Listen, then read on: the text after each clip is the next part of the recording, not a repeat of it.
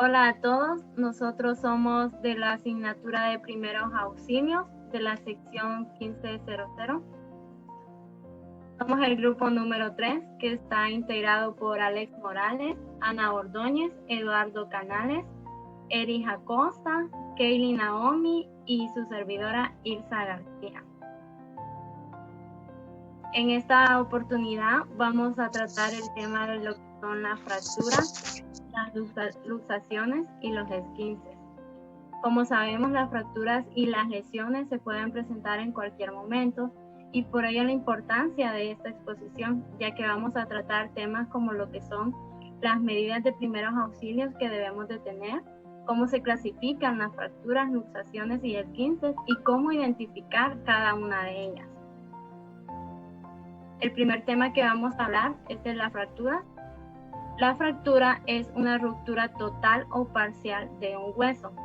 Esta ruptura puede suceder por diversas causas, ya sea por estrés o debilidad, pero generalmente suceden porque se aplica una fuerza mayor de la que el hueso debería de resistir. Por ello se da la ruptura. Como pueden ver, la fractura se puede dar en cualquier en cualquier hueso de nuestro cuerpo. El tratamiento de la fractura va a depender de la gravedad que sea la fractura. Pueden haber fracturas completas o incompletas. También se puede producir solamente una fractura. Las causas de la fractura pueden ser muchas. Está el traumatismo directo y el traumatismo indirecto. El traumatismo directo sucede cuando la causa de la ruptura es un impacto que incide directamente sobre el punto fracturado. Un ejemplo de este traumatismo es cuando por accidente nos damos un martillazo en el dedo, por ejemplo, o cuando sucede una fractura del cúbito porque nos damos un golpe en el brazo. También la otra causa es el traumatismo indirecto, que sucede porque la fractura se produce a una cierta distancia de la fuerza que la origina. Un ejemplo de traumatismo indirecto es cuando una persona se cae y se apoya con las manos, pero realmente se fractura lo que es el hombro. La fractura sucede en una parte distal de donde se produjo la fuerza. También se pueden producir lo que son fracturas por accidentes automovilísticos o por caídas o lesiones deportivas.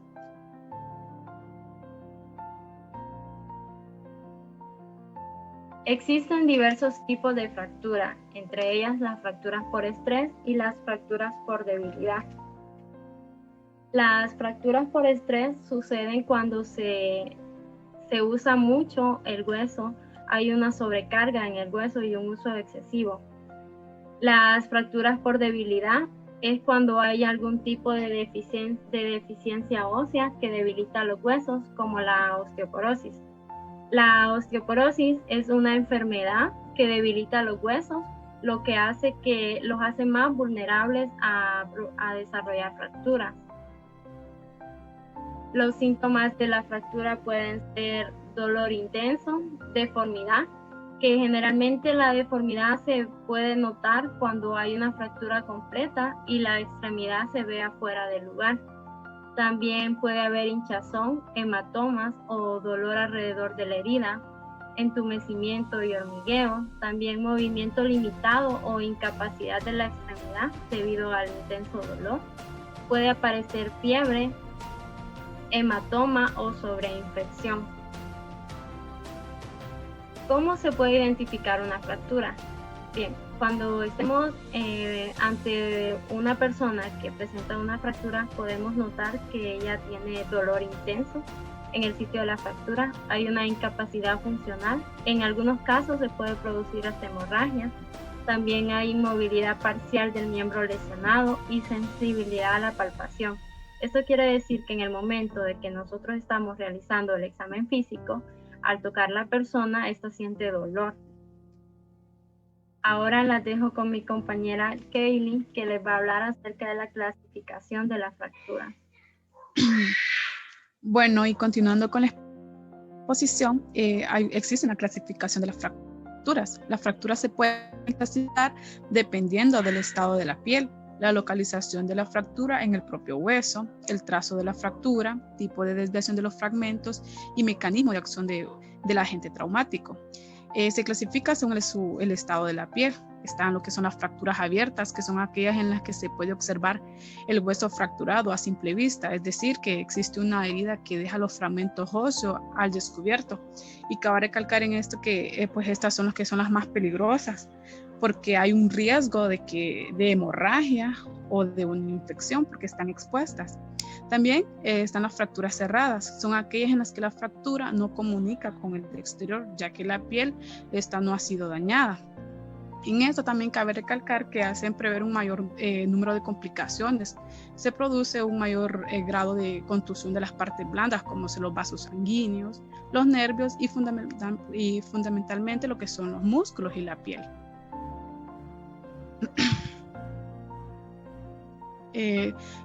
Según su localización, están lo que son las epifisarias, están localizadas en la epífisis.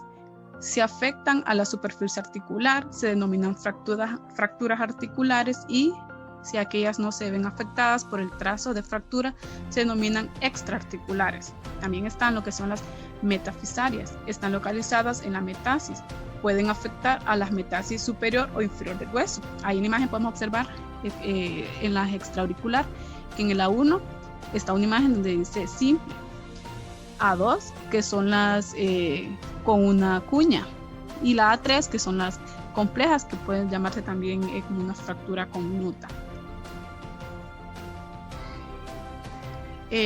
Según su localización siempre.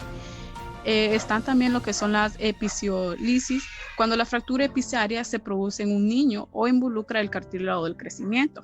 También están lo que son las diafisarias, que están localizadas en la diáfisis, que pueden afectar a los tercios superior, medio o inferior. También otra clasificación según el trazo de la fractura. Están lo que son las transversas. La línea de la fractura es perpendicular al eje longitudinal del hueso. Estas pues se dan por traumatismos graves, por ejemplo, por la espalda. Un ejemplo puede ser caídas, choques automovilísticos de motocicleta o peatones. También encontramos lo que son las oblicuas. La línea de la fractura forma un ángulo mayor o menor de 90 grados en el eje longitudinal del hueso. También las longitudinales, la línea de la fractura sigue el eje longitudinal del hueso. En la longitudinal las lesiones en esta son más frecuentes.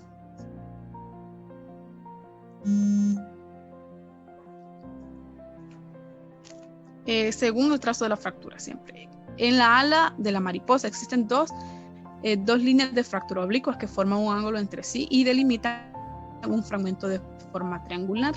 En las conminutas, que también estas son muy comunes, hay múltiples líneas de fractura con formación de numerosos fragmentos óseos.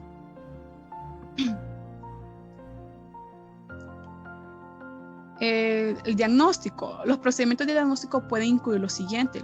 Bueno, se puede diagnosticar por medio de una radiografía. Este es un examen de diagnóstico que utiliza rayos invisibles de energía electromagnética para producir imágenes de los tejidos internos, los huesos y los órganos en una placa. Este examen se utiliza para medir y evaluar la curva.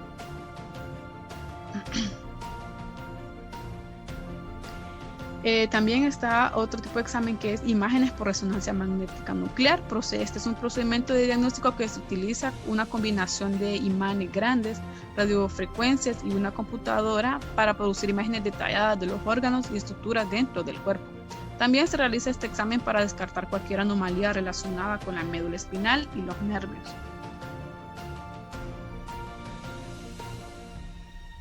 El tratamiento, pues es difícil diferenciar un hueso dislocado de uno fracturado. Sin embargo, ambos son situados de emergencia y las medidas de los primeros auxilios básicos son las mismas.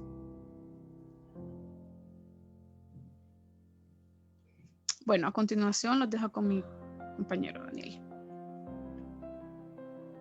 Ok, para darle continuidad al tema, como lo decía mi compañera, le voy a dar a conocer algunos de los tratamientos que podemos, el tratamiento adecuado que se le debe dar a las fracturas y a las dislocaciones, ¿verdad? Ok, a continuación les voy a presentar 3 métodos Y bueno, vamos a empezar con el inciso número 1, que es la inmovilización con férula. Se le conoce como férula o como popularmente se le dice, las tablillas, ¿verdad? Ok, el concepto, según la diapositiva, nos dice: las férulas o tablillas permiten la inmovilización de fracturas, esguinces, luxaciones o para realizar torniquetes. Hay 3 incisos que nos van a explicar a continuación cómo inmovilizar una fractura, ¿verdad? Entonces, el número 1 nos dice que es respetando la posición en que se encuentre la fractura. Se detendrán con una férula las 2 articulaciones más próximas a la de esta. Esto quiere decir que al momento de que ocurra la lesión, es muy importante tomar en cuenta que se debe de mantener en una sola posición la articulación lesionada, ya que si hace movimientos bruscos, es posible que los daños aumenten o se agraven, ¿verdad? Ok, la número 2 nos dice: se colocará la férula por debajo y otra por arriba de la fractura. Ok, esto, para poner un ejemplo, se puede poner un dedo fracturado, ¿verdad? Tal y como nos dice la diapositiva, se colocará la férula por debajo y otra por arriba de la fractura. Esto quiere decir que si en esta instancia del dedo, en la fractura del dedo, ¿verdad?, se debe colocar una por abajo y otra por encima, para que la posición del hueso coja su postura habitual, ¿verdad? Ok, en la tercera nos dice: no se debe de apretar demasiado para evitar la correcta circulación. Esto es muy importante de tomar en cuenta porque al momento de entablillarse el dedo, se debe de tomar en cuenta el ajuste que se hace, qué tan ajustado se aplica el entablillamiento, ¿verdad? Porque ya que si se ajusta demasiado, eso obviamente va a impedir la circulación correcta de la sangre y puede ocasionar graves problemas como hematomas en todo el dedo y hasta llegar a perder el dedo. Ahora vamos a ver en la siguiente diapositiva.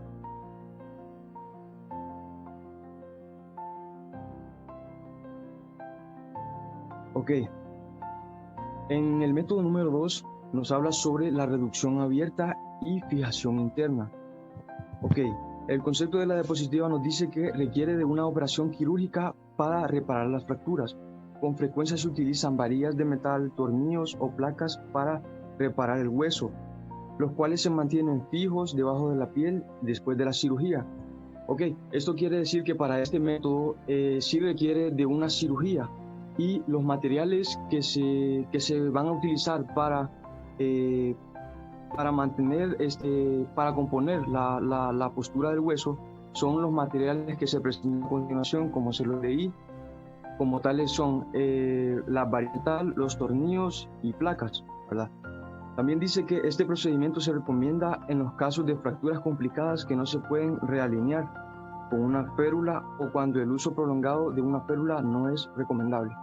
Ok, ahora vamos a pasar al tercer método, que nos dice la reducción abierta y la fijación externa.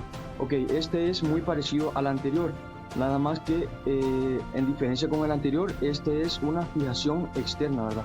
Ok, dice a continuación: requiere una operación quirúrgica para reparar la fractura y la colocación de un aparato para fijación externa del miembro fracturado. Es un marco extremo que sostiene el hueso y lo mantiene en la posición correcta mientras se consolida.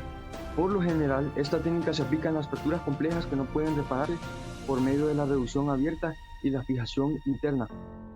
Este aparato, en comparación al otro, en el otro dijimos que se introducen varillas de metal, ¿verdad? Se introducen varillas de metal o clavos. En el método número 2, en la externa, es un aparato el que se utiliza, en el que desde afuera se introducen varillas de metal que se adhieren al hueso en una posición fija, con el objetivo siempre de componer la postura del hueso, ¿verdad? Ok, ahora vamos a lo siguiente. Vamos a pasar a lo que es el esguince. Ok, según la diapositiva, un esguince nos dice que es la lesión articular en la que se rompen algunas de las fibras de un ligamento de sostén y estabilizador, pero la continuidad del ligamento permanece intacta. se acompaña de dolor y a veces de equimosis. Ok, un esguince en pocas palabras nos dice que el ligamento no está, al momento de que se da el esguince, el ligamento no está totalmente roto, sino que son partículas de ligamento las que se rompen. O sea, un ejemplo, se podría decir que un esguince está conformado por 5 partículas, ¿verdad? Entonces nos dicen que se rompen solo algunas, de 5 solo se rompen como 2 y las otras 3 quedan intactas, ¿verdad? O sea que no existe una rotura total. Entonces a eso se refiere un esguince. Ok, ahora vamos a pasar a la siguiente diapositiva que nos va a explicar cómo se puede producir un esguince. Ok, un esguince se produce cuando se extiende demasiado o se desgarra un ligamento mientras se tensa intensamente una articulación. Aquí tenemos abajo unas ilustraciones que nos dicen de qué manera nosotros podemos sufrir una de estas lesiones, tal como lo es el esguince, ¿verdad? Y tenemos que en las partes más comunes donde se sufren estas lesiones es en los tobillos, rodilla, muñeca y pulgar. Obviamente siempre tiene que ser en alguna actividad física o deporte que practiquemos nosotros. Ok, ahora en la siguiente diapositiva vamos a presentar los síntomas de los esguinces. Pues nos dice, un esguince se puede identificar dependiendo de los síntomas. Los signos y los síntomas variarán dependiendo del grado de la lesión. En general pueden incluir los siguientes. O sea que esto aplica, esto es ambivalente tanto como para las fracturas y dislocaciones, ¿verdad? Los síntomas son básicamente casi los mismos. Entonces, entre ellos dice que está el dolor, la hinchazón, los apachar o sentir un pop en la articulación al momento de la lesión. Esto del pop quiere decir que cuando, por ejemplo, cuando usted le está explicando al doctor sobre cómo sufrió su lesión, usted le dice, pues yo estaba practicando mi deporte cuando de repente sufrí, me doblé el tobillo y pues pude escuchar que algo tronó, que hizo crack. Entonces a eso se refiere a ese pop, ¿verdad? Y pues hasta aquí con los síntomas, ahora los dejo con mis compañeros.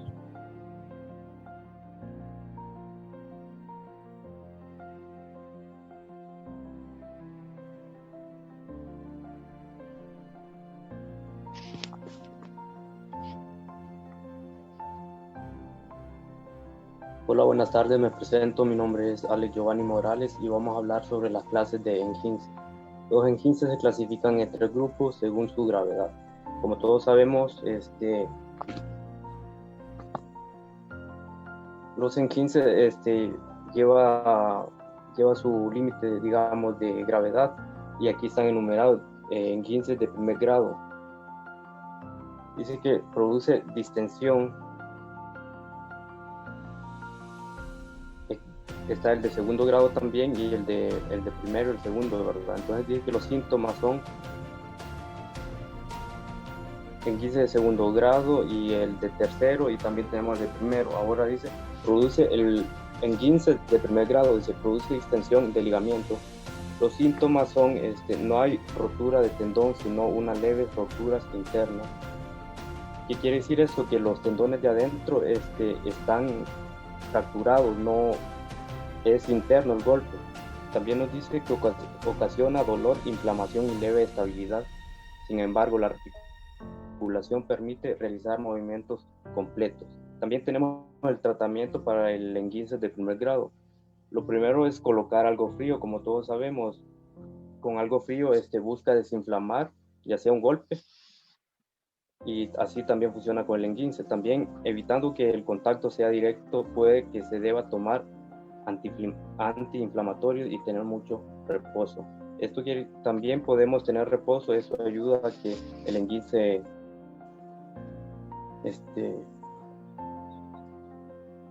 reduzca.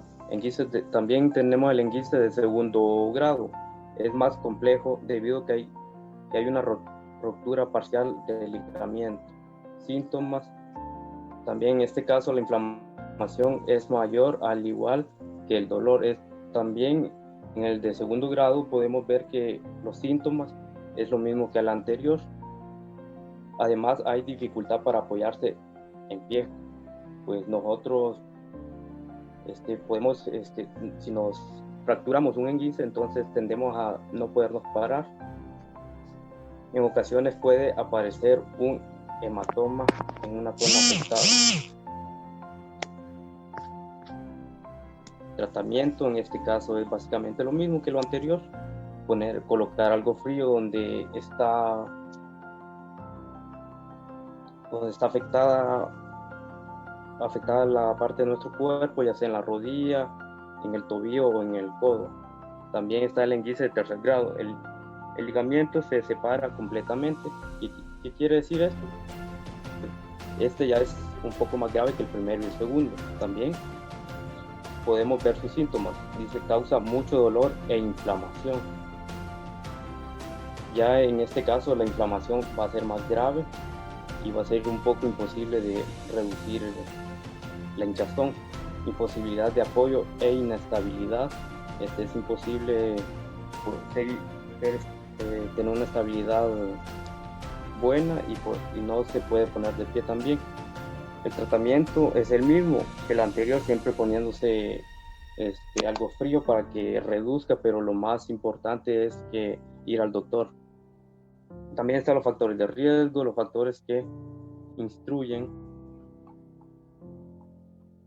contribuyen a los esguinces, incluyen los siguientes: dice, condiciones ambientales. Como todos podemos ver, para hacer un esguince lo podemos causar en cualquier ambiente, ¿verdad? Pero aquí tenemos las condiciones ambientales. Son las superficies rebalizadas, desniveladas. Pueden hacerse más propenso a las lesiones. También otro factor sería la fatiga. Los músculos cansados, cuando uno, digamos, después de trabajar, es imposible estar de pie por largo tiempo. ¿Por qué? Porque las articulaciones ya no aguantan lo mismo. También está el equipo inadecuado. Digamos, cuando uno sale a hacer ejercicio, a veces no tiene el equipo adecuado para salir a correr o para ir al gimnasio. Y por eso son causas para poder sufrir un esguince. ¿Qué hacer ante un esguince? ¿Qué hacer si una persona se desmaya? Pues ahí tenemos los 4 puntos. Se debe de colocar compresas frías en la zona afectada. Como decíamos anteriormente, colocar hielo para que desinflame. En caso que la lesión sea el pie,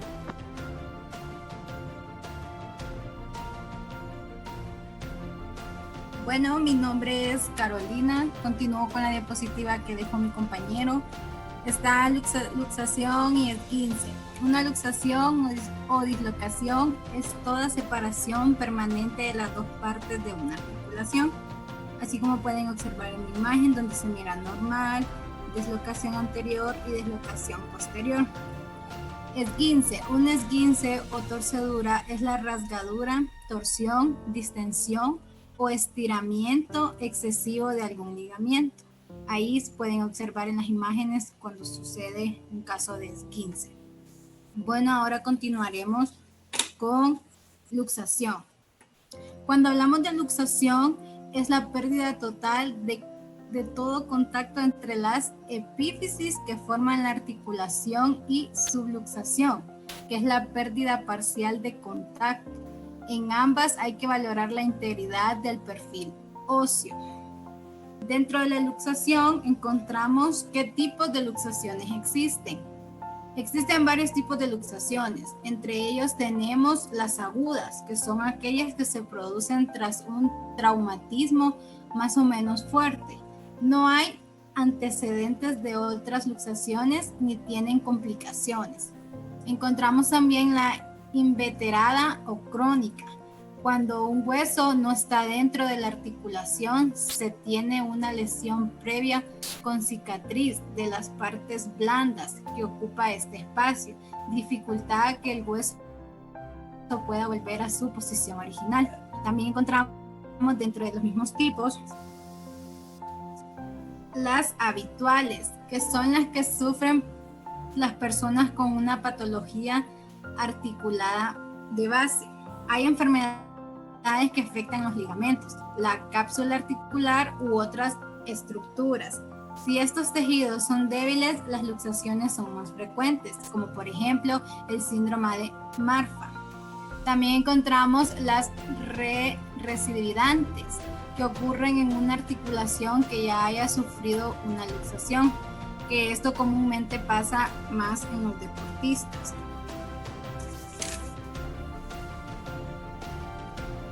Dentro de las mismas luxaciones, ¿cuáles son las causas más comunes de dislocación? Encontramos en hombro, que puede luxarse tanto hacia adelante como hacia atrás. La mayor parte de las veces por un mal apoyo del brazo o causa de movimientos muy bruscos. Tenemos en la cadera, provocada por fuertes impactos en la pierna que hacen palanca y causa de la luxación. También tenemos la rodilla. La articulación de la rodilla es más compleja, ya que intervienen varios huesos y la luxación se puede producir en cualquiera de las uniones. Normalmente la causa de la dislocación es una rotación forzada, de mal apoyo y traumatismo. Encontramos el tobillo. Creo que en el tobillo es uno de los más comunes, donde suele sufrir más las lesiones traumatológicas. El tobillo debe soportar todo el peso del cuerpo, que amortigua los golpes y sufre constantemente en terrenos desnivelados.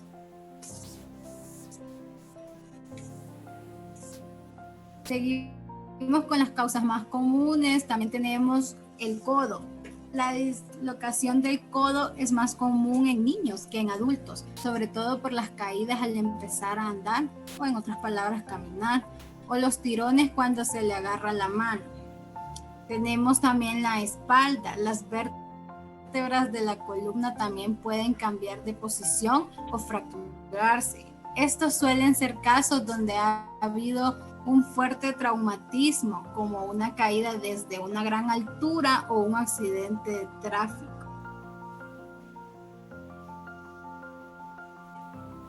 Ahora los dejo con mi compañero.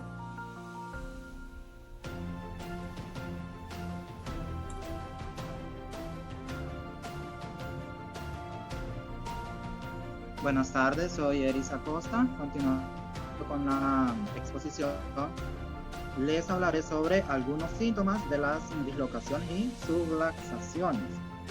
Algunos síntomas son dolor agudo e intenso, sobre todo al intentar mover la articulación o cargar peso. También se presenta la zona lesionada está hinchada y aumentada. Si hay afectación nerviosa, el afectado sentirá sensación de hormigueo y posible parálisis.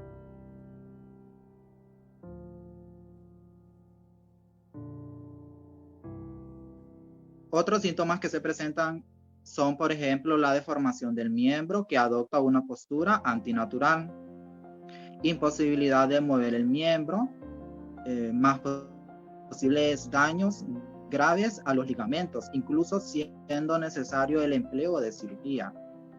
Mayor probabilidad de futuras luxaciones, ya que los ligamentos se distienden y es más fácil que se vuelva a salir de la articulación.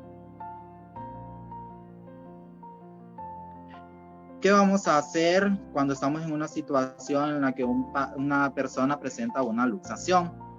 Recordando lo que dijo la compañera, una luxación es aquella lesión en la que una articulación se desplaza de su posición normal, y una articulación es la unión de dos huesos. ¿Qué vamos a hacer? En primer lugar es localizar la articulación afectada. En segundo lugar, inmovilizar el miembro lesionado sin manipularlo. Esto se puede hacer a través de un cabestrillo, que este es un dispositivo para apoyar e inmovilizar el miembro lesionado. Por ejemplo, cuando la dislocación es en el brazo o también en el hombro. Asimismo, se puede utilizar una férula improvisada. Por ejemplo, hay férulas de cartón. Si existen heridas, antes de movilizarlo debemos de limpiar y cubrir con gasas estériles o paños limpios, y esto para evitar una posible infección. Otro punto importante es aplicar frío local, por ejemplo, hielo o compresas de agua fría, y esto con el objetivo de reducir la inflamación y el dolor. También dejar la articulación en reposo absoluto, porque el movimiento lo que provocará es más dolor y no los va a resultar en un posible beneficio. Punto número 6. Una vez asegurada la articulación, trasladar el accidentado a un hospital para que pueda recibir el tratamiento adecuado.